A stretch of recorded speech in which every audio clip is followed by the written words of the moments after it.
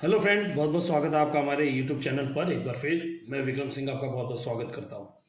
जैसा कि last video में मैंने आपको बताया था, एसी पीसीबी, ये जो हमारी स्प्लिट एसी पीसीबी होती है, इसके अंदर कौन सा आईसी किस पर्पज़ यूज़ किया जाता है, कौन सा कनेक्टर किस पर्पज़ के लिए होता है, और इसके बारे में मैंने आपको वीडियो में बताया था। अब बारी आती है कि एक स्प्लिट एसी की पीसीबी में कौन कौन से सेक्शन होते हैं।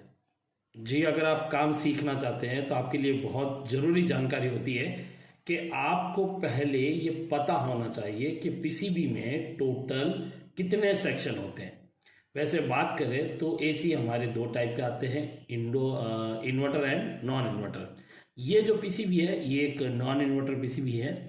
तो नॉन इन्वर्टर पीसीबी में और एक इन्वर्टर इंडोर पीसीबी में कितना फ़र्क होता है उसके बारे में भी मैं आपको बताऊंगा इस वीडियो में। और इसके अलावा कौन कौन से सेक्शन है इनके बारे में हम बात करेंगे, कौन सा सेक्शन क्या काम करता है उसके बारे में इस वीडियो में हम बात करेंगे। और ये जो बेसिक जानकारी है ये आपको पता होना जरूरी होता है, क्योंकि जब तक आपको बेसिक जानकारी के बारे में पता नहीं होगा आप पीसीबी रिपेयर नहीं कर सकते। तो चलिए फ्रेंड, शुरू करते हैं इसके आगे। तो फ्रेंड्स, सबसे पहले बात करते हैं पीसीबी स्टार्ट करने से पहले, अगर अभी तक आपने हमारा यूट्यूब चैनल सब्सक्राइब नहीं किया है तो प्लीज़ सब्सक्राइब कर लीजिए, ताकि आपको हमारे आने वाले इंफॉर्मेटिव जो वीडियो है, जो जानकारी है, वो आपको जल्द से जल्द मिल सके और आप भी एसी पीसीबी में आगे बढ़ सके। तो अंत में अगर वीडियो पसंद आए तो लाइक ज़रूर कीजिएगा और हो सके तो वीडियो शेयर ज़रूर कीजिएगा। चलिए शुरू करते हैं फ्रेंड। इस पीसीबी में ये हमारी नॉन इन्वर्टर पीसीबी है, एक आती है इन्वर्टर, एक नॉन इन्वर्टर। तो इन्वर्टर में क्या होता है, दो पीसीबी होती है, एक इंडोर होता है और एक आउटडोर का पीसीबी होता है, जबकि एक नॉन इन्वर्टर में केवल इंडोर में ही पीसीबी दिया जाता है। मैक्सिमम मार्केट में जो पीसीबी रिपेयर करने वाले होते हैं वो होते हैं डोमेस्टिक आरएसी यानी रेजिडेंशियल एयर कंडीशनर। उसके अलावा फिर सीएसी आती है, कॉमर्शियल एयर कंडीशनर आते हैं, जिनके अंदर हमारे एचवीएसी की सीरीज के वीआरवी, वीआरएफ, डक्टेबल या कैसेट एसी या जो भी हम बड़े एसी देखते हैं वो सारे उसकी कैटेगरी में आते हैं।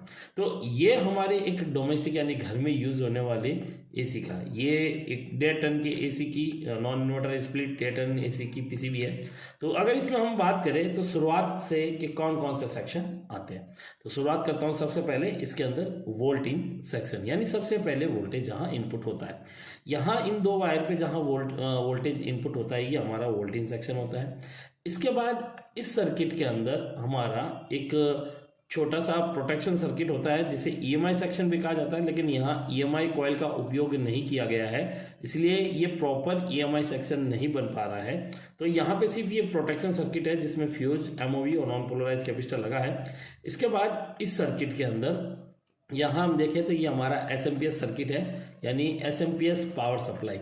जैसा कि आपको मैं बता दूं, हमारे एसी लाइन में 3 प्रकार की पावर सप्लाई का उपयोग किया जाता है। एक होता है लीनियर पावर सप्लाई, जिसके बारे में भी आपको आगे जानकारी मिलेगी। एक होती है एसएमपीएस पावर सप्लाई, जो कि आप यहाँ पे देख रहे हैं, और इसका भी संपूर्ण जानकारी, यानी इसको कैसे चेक किया जाता है, ये कैसे प्रॉपर ओके है, खराब है, ये कैसे पता करें, इसके बारे में भी मैं आपको प्रॉपरली बताऊंगा। और आपको आने वाले जो वीडियो होंगे आगे हमारे यूट्यूब चैनल पर, वहाँ मैं आपको पावर सप्लाई कैसे रिपेयर करनी चाहिए, एकदम इजी तरीका, कैसी भी एसएमपीएस सर्किट हो, बिल्कुल एक इजी तरीके से आप कैसे भी एसएमपीएस सर्किट को रिपेयर कर सकते हैं, मॉडिफाई कर सकते हैं और उसके अकॉर्डिंग उसमें वोल्टेज को भी आप सेट कर सकते हैं, मतलब काफ़ी उसमें मॉडिफाई आप कर सकते हैं। तो वो चीज़ भी आपको आने वाले वीडियो में मैं बताऊंगा। तो चलिए यहाँ पे हम बात करते हैं, ये एसएमपीएस सर्किट हमारा, ये पावर सप्लाई सर्किट होता है।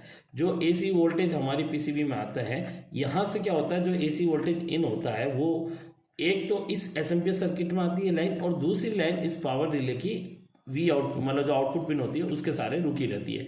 जब हमारा सर्किट ऑन होता है तब ये पावर रिले कंप्रेसर के लिए सप्लाई को, यानी आउटडोर्स को सप्लाई सेंड करता है, ठीक है। लेकिन ये तभी काम करेगा, आउटडोर का सप्लाई तभी जाएगी जब हमारा एसएमपीएस ओके होगा। ये एसएमपीएस का काम होता है, यहाँ पर ये जैसे एसएमपीएस दे रखा है, ये 12 वोल्ट बनाने का काम कर रहा है। कुछ ऐसे भी आते हैं जो 12 वोल्ट यानी 12 वोल्ट और 5 वोल्ट दोनों बनाने का काम करते हैं, 12 वोल्ट और 5 वोल्ट दोनों का ये डीसी में आउटपुट होता है। यहाँ पे केवल 12 वोल्ट आउट कर रहा है डीसी में, जो कि यहाँ 12 वोल्ट यहाँ से आउट होकर इस 7805 आईसी पे जा रहा है, जो कि 5 वोल्ट बनाने का भी काम कर रहे हैं। यहाँ से जो 12 वोल्ट या 12 से लेकर हम कह सकते हैं कि 18 वोल्ट के बीच में कोई भी वोल्टेज हो सकता है। तो ये जो बना रहा है ये यहाँ से रिले के लिए जाता है। रिले के अलावा अगर ये 12 वोल्ट है तो ये सर्किट में और जगह भी काम आता है, मैं आपको बताऊंगा आगे कौन कौन से सेक्शन में काम आता है। तो यहाँ से 12 वोल्ट बनने के बाद पावर रिले पे भी जाता है और बाइपोलर आईसी के लिए भी जाता है। यहाँ पर ये बजर लगा है, कभी कभी बजर 12 वोल्ट के आते हैं तो उनके लिए भी जाता है। 12 वोल्ट से जो 5 वोल्ट बनता है वही 5 वोल्ट यहाँ इस आईसी से निकलता है। तो ये हमारी एक रेगुलेटर आईसी है, ये इसका हीटसिंक है। यहाँ पे आप देख सकते हैं, यहाँ पे 7805 लिखा है। मैं आपको यहाँ जूम करके दिखाता हूँ, ये आप देख सकते हैं यहाँ पे आपको 7805 लिखा मिल रहा है, ये मेरी उंगली के पास बिल्कुल ये हमारी यहाँ पे 7805 की आईसी लगी है। यहाँ से फिर 5 वोल्ट आउट होकर जो जाते हैं वो हमारे ईपीपी ये हमारी एमसीयू में जाता है। ये हमारा माइक्रो कंट्रोलर आईसी है। तो यहाँ हमारा पावर सप्लाई सेक्शन, ये हमारा रेगुलेशन सेक्शन, इसके बाद ये हमारा micro controller section. Micro controller section के बाद सेक्शन आता है ईपीपी रोम सेक्शन। हम इसे मेमोरी सेक्शन या मेमोरी आईसी कहते हैं, वैसे इसका नाम ईपीपी रोम सेक्शन ही कहा जाता है, ये हमारी ईपीपी रोम है। इसके बाद बात करें तो यहाँ पे ये लगे हैं सेंसर, इसे कहा जाता है थर्मिस्टर सेक्शन। ठीक है, थर्मिस्टर सेक्शन। अगर बात करें ये सर्किट क्या करता है कि ये पावर सप्लाई बनाता है 12 वोल्ट बनाने के लिए, यानी एसी वोल्ट को डीसी में कन्वर्ट करके स्टेप डाउन करके 12 वोल्ट बनाने का एसएमपीएस काम करता है। फिर बारी आती है हमारी रेगुलेटर आईसी की। रेगुलेटर आईसी 12 वोल्ट या उससे अधिक वोल्ट को यानी 5 से लेकर आप 18 वोल्ट तक या 20 वोल्ट 22 वोल्ट तक भी इस आईसी को दे देंगे तो ये आउटपुट में आपको 5 वोल्ट ही देती रहेगी। तो ये 5 वोल्ट स्टेबल आउट करती है, इसलिए ये रेगुलेट करती है और इस कार्य को रेगुलेशन कहा जाता है। तो ये हमारा जो काम है ये रेगुलेट करता है। इसके बाद एमसीयू यानी माइक्रो कंट्रोलर यूनिट। तो ये हमारा माइक्रो कंट्रोलर यूनिट है, इसका काम होता है पूरे सेक्शन को कंट्रोल करना। तो ये हमारी मेन आईसी है, इसे मेन चिप भी बोला जाता है, ये पूरे पीसीबी को कंट्रोल करती है। इसके बाद बारी आती है ईपीपी रोम की। ये एक ईपीपी रोम हमारा आईसी है। इस आईसी ये हमारा ईपीपी रोम सेक्शन है, ईपीपी रोम आईसी है। ये कंट्रोलर के सॉफ्टवेयर को सेफ रखने के लिए यूज की जाती है। इसके अलावा यहाँ पे आप देखेंगे आपको ये जो नज़र आ रहे हैं ये हमारे थर्मिस्टर है यहाँ पे। ठीक है, ये हमारा रूम सेंसर है, इसे ये थर्मिस्टर है। थर्मिस्टर एक्चुअल में यानी जो थर्मिस्टर होते हैं वो रजिस्टर की कैटेगरी का कंपोनेंट होता है, इसलिए ये जो लगा है हमारे ये थर्मिस्टर है। और ये एनटीसी थर्मिस्टर है। हमेशा ध्यान रखिएगा, टेम्परेचर चेक करने के लिए जो भी थर्मिस्टर यूज़ किया जाता है हमेशा वो एनटीसी होता है, पीटीसी यूज़ नहीं किया जाता है। तो ये हमारा थर्मिस्टर एनटीसी है। अब ये वाला जो थर्मिस्टर है ये हमारा रूम सेंसर है। रूम के अंदर कूलिंग कितनी हुई है, हवा जब वापस ब्लोवर खींचता है उसे सक करता है उस समय ये इससे टकराती है हवा, तो ये सेंस करके वायर के थ्रू कनेक्टर पर और कनेक्टर से एमसीयू को जाती है। इसी के अकॉर्डिंग एमसीयू पावर रिले को ऑन ऑफ करता है। तो ये इसको ऑन ऑफ तब करता है जब इससे डेटा मिलता है। अगर इस सेंसर के थ्रू इसको डेटा मिलना बंद हो जाए तो ये पावर रिले को ऑन ऑफ नहीं करेगा।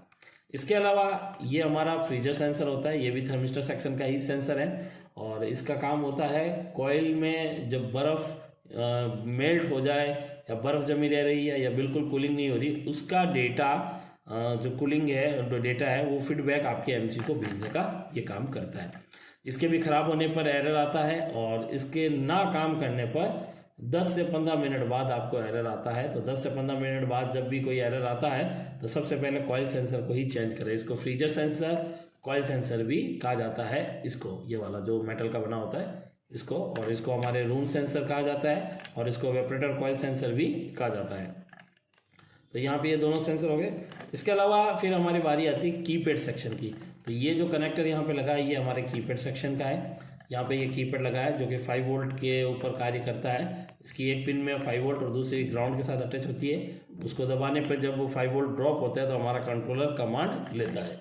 इसके बाद यहाँ पे ये है हमारा डिस्प्ले केबल। यहाँ पे डिस्प्ले की बात करें, अगर मैं पीसीबी के थ्रू आपको दिखाऊं तो यहाँ से अगर आप देखेंगे डिस्प्ले का जो डेटा है वो डायरेक्टली माइक्रो कंट्रोलर से रजिस्टर द्वारा सीधा इस आईसी के अंदर इनपुट मतलब यहाँ पर आ रहा है। तो माइक्रो कंट्रोलर से यहाँ पे जो डेटा आ रहा है वो केबल के थ्रू पहले तो यहाँ आ रहा है, फिर ये यहाँ से होते हुए ये इस केबल से होते हुए इस पीसीबी में आता है। ये है हमारी डिस्प्ले पीसीबी। ये एसी के अंदर लगने वाली है पीसीबी होती है। ये हर किसी में ऐसा नहीं है कि हर स्प्लिट में डिस्प्ले पीसीबी आता नहीं। काफ़ी जो कॉमर्शियल लाइन के या हेवी ड्यूटी के जो हमारे एसी आते हैं उनमें कंपनियां डिस्प्ले नहीं देती है। यहाँ भी डिस्प्ले दिया है और यहाँ हमारा जो डेटा और वोल्टेज जो है यानी हमारा ground, VCC voltage, clock pulse, reset pulse, ये सारे डेटा ये सारा यहाँ पे आता है और यहाँ से होकर ये डेटा रजिस्टर द्वारा इस ड्राइवर आईसी में आता है। ये हमारी डिस्प्ले ड्राइवर आईसी है। ये डिस्प्ले ड्राइवर आईसी अब नहीं आती है, पहले बहुत आती थी, लेकिन अब जो न्यू जनरेशन बोर्ड आते हैं उनके अंदर ये नहीं आती है। ये डिस्प्ले वर्किंग कराने का काम करती है। ये सारी वायरिंग आप देखेंगे तो डिस्प्ले में जो जा रही है वो इसी आईसी के थ्रू होकर जा रही है। तो ये आईसी यहाँ पे क्या करती है, डिस्प्ले ड्राइवर का काम करती है। ये हमारा डिस्प्ले सेक्शन है। इसके बाद बारी आती है इस पीसीबी के अंदर, यहाँ पर ये हमारी बाइपोलर आईसी है। ये भी एक तरह का सेक्शन है। बाइपोलर आईसी यहाँ पे दो जगह यूज़ की गई है। यहाँ बाइपोलर को स्विंग मोटर चलाने के लिए और बाइपोलर को रिले ऑन करने के लिए कार्य दिया गया है। बाइपोलर का काम होता है किसी भी सेक्शन को नेगेटिव सप्लाई देना। यहाँ पर जो ट्रांजिस्टर एनपीएन ट्रांजिस्टर होता है वैसे ही ये हमारी आईसी होती है जो कि 7 एनपीएन ट्रांजिस्टर से बनी होती है और ये यहाँ पे ग्राउंड देने का कार्य करती है। इसके बाद बात करें इनके अलावा, ये हमने देख लिया। यहाँ पर आपको एक आईसी नज़र आ रही होगी, इस आईसी यहाँ पे जैसा कि मैंने पिछले वीडियो में भी आपको दिखाया था, इसमें भी दिखा रहा हूँ आपको। यहाँ पर ये वोल्टेज डिटेक्टर आईसी है।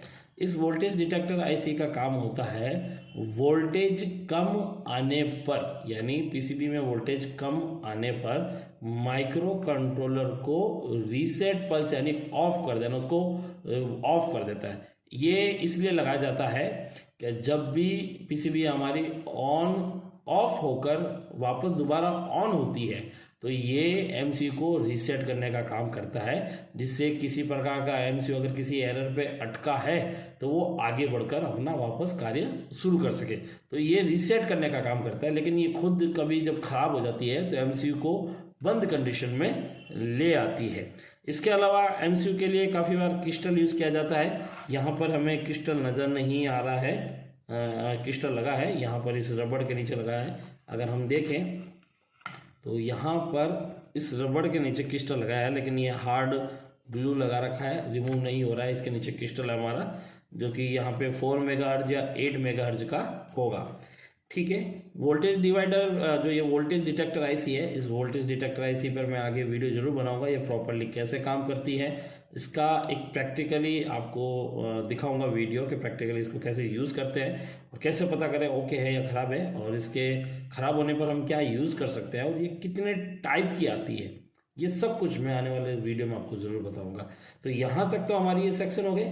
पहला, जैसा कि मैंने आपको बताया कि यहाँ हमारा SMPS, पावर रिले, रेगुलेशन, हमारा APB ROM section, micro controller section, thermistor section, display section, keypad section और हमारी ये bipolar IC section, swing motor section. अब बारी आती है हमारे ACPG मोटर सेक्शन। यहाँ पे अगर बात करें कि अगर आप ये सोचेंगे कि इंडोर फैन मोटर जो लगती है इसमें कौन सी लगती है, इंडोर फैन मोटर काफ़ी टाइप की आती है।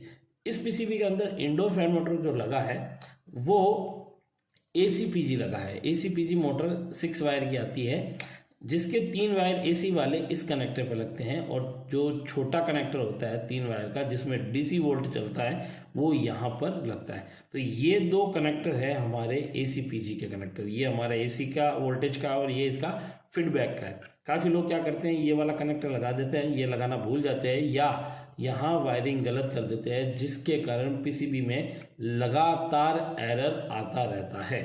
तो ये हमें देख कर करना चाहिए, और इसको कैसे प्रॉपरली हम कर सकते हैं ये भी आने वाले वीडियो में आपको मिलेगा। और यहाँ मोटर के लिए ये कैपेसिटर लगा रखा है, जो कि करीबन वैल्यू के अकॉर्डिंग अगर बात करें तो 2 माइक्रोफेरेड का ये दे रखा है। 450 वोल्ट AC 2 माइक्रोफेरेड। ये कैपेसिटर फैन चलाने के लिए, ये हमारा फैन सेक्शन है, इंडोर फैन सेक्शन। और इंडोर फैन सेक्शन को चलाने के लिए SCR और यहाँ पे थायरिस्टर कपलर लगा रखा है, थायरिस्टर कपलर ऐसी लगा रखी है। ये हमारा अगर कैपेसिटर ख़राब हो जाए तो मोटर नहीं चलेगी। कैपेसिटर वीक होने पर मोटर की भी स्पीड स्लो रहती है, मोटर काफ़ी बार कम ज़्यादा होती रहती है, तब भी ये दिक्कत आती है। और एक वीडियो मैं आपके लिए ज़रूर ला रहा हूँ जिसमें इंडोर फैन मोटर अगर कार्य नहीं करती है, बंद है, स्पीड कम ज़्यादा हो रहा है मोटर का, रुक रुक के चल रही है, या वाइब्रेट कर रही है मोटर, प्रॉपर काम नहीं कर रही है, तो कौन कौन से सेक्शन में फॉल्ट होता है, कैसे पता करें और उसे कैसे रिपेयर करें, उसके बारे में हम ज़रूर बताएंगे उस वीडियो में। तो ये थे हमारे इसमें टोटल सेक्शन जो मैंने आपको बताए हैं। तो एक बार फिर हम रिपीट कर देते हैं। Power relay section, power supply section, regulation section, व हमारा EPP ROM section, micro controller section, voltage detector IC section, thermistor section, keypad section, display section, bipolar IC section हमारा, उसके अलावा ये स्विंग मोटर सेक्शन और फैन मोटर सेक्शन। तो ये total इतने सारे सेक्शन हैं, इन सभी से मिलाकर हमारा ये सर्किट बनता है। और आप अगर देखेंगे तो ये हमारी एक नॉन इन्वर्टर PCB है। इन्वर्टर PCB में ये सभी सेक्शन होते हैं, लेकिन इनके अलावा सिर्फ एक सेक्शन एक्स्ट्रा दे रखा होता है और वो होता है कम्युनिकेशन।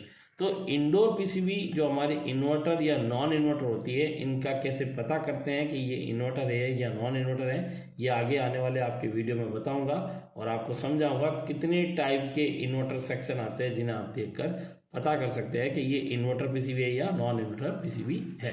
तो यहाँ पर ये था हमारा एक बेसिक जानकारी। अब आगे जो आपको जितने भी वीडियो मिलेंगे वो PCB रिपेयरिंग से रिलेटेड मिलेंगे, AC PCB रिपेयरिंग से रिलेटेड मिलेंगे, fridge PCB, microwave PCB, washing machine PCB, inverter और नॉन इन्वर्टर दोनों, फ्रंट एंड टॉप लोड दोनों, उसके अलावा इन्वर्टर जो होम अप्लायंसेज हैं उनकी रिपेयरिंग के PCB, और इसके अलावा LCD LED TV रिपेयरिंग के भी वीडियो आपको मिलेंगे इस चैनल पर। और काफ़ी जो घरों में यूज़ होने वाले हमारे होम अप्लायंसेज हैं उनसे रिलेटेड और कॉमर्शियल लाइन से भी जुड़े हुए काफ़ी डिवाइस के भी हम आपको इस जो रिपेयरिंग वीडियो है वो इस चैनल पर देंगे। तो इस चैनल के साथ जुड़े रहिएगा और हो सके तो चैनल को सब्सक्राइब कीजिएगा, वीडियो को लाइक कीजिएगा, शेयर कीजिएगा, कमेंट करके बताइएगा कि आगे और कौन कौन से टॉपिक पे वीडियो बनाना है। तो इस वीडियो में इतने ही थे, वीडियो में इतने ही दोस्तों। मिलते हैं आपसे नेक्स्ट वीडियो में। अभी के लिए थैंक यू, धन्यवाद।